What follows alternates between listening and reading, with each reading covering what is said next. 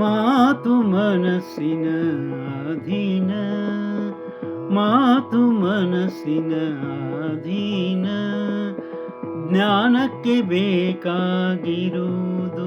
ಚಿಂತನ, ಜ್ಞಾನಕ್ಕೆ ಬೇಕಾಗಿರುವುದು ಚಿಂತನ. ಆಸೆಗೆ ಕಾರಣವಾಗುವುದು ನಯನ, ಧ್ಯಾನದಿಂದ ದೊರೆಯುವುದು ಸ್ವರೂಪ ದರ್ಶನ.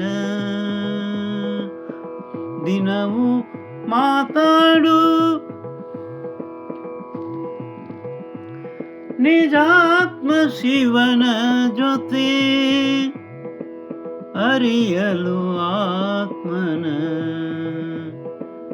ಅರಿಯಲು ಆತ್ಮನ.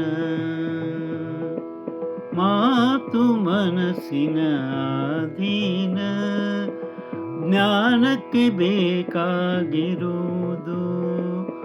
ಚಿಂತನ, ಚಿಂತನ, ಚಿಂತನ.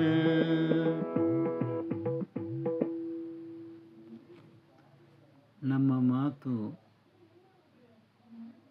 ನಮ್ಮ ಮನಸ್ಸಿನಲ್ಲಿ ಏನು ವಿಚಾರ ಮಾಡ್ತೇವೋ ಅದೇ ಮಾತು ಹೊರಗೆ ಬರ್ತದೆ.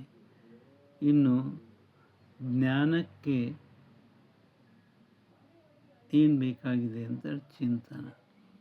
ನಾವು ಚಿಂತನೆ ಮಾಡಿ ಯಾವಾಗ ಮಾತಾಡ್ತೇವೋ ಜ್ಞಾನಪೂರಿತವಾಗಿರುವಂಥ ಮಾತಾಗಿರ್ತದೆ. ನಮ್ಮ ಕಣ್ಣುಗಳಿಂದ ಕಾಣುವಂಥ ಆಕರ್ಷಣೀಯ ವಸ್ತುಗಳನ್ನು ನೋಡಿದಾಗ ಬೇಕನ್ನುವಂಥ ಆಸೆ ಉಂಟಾಗ್ತದೆ.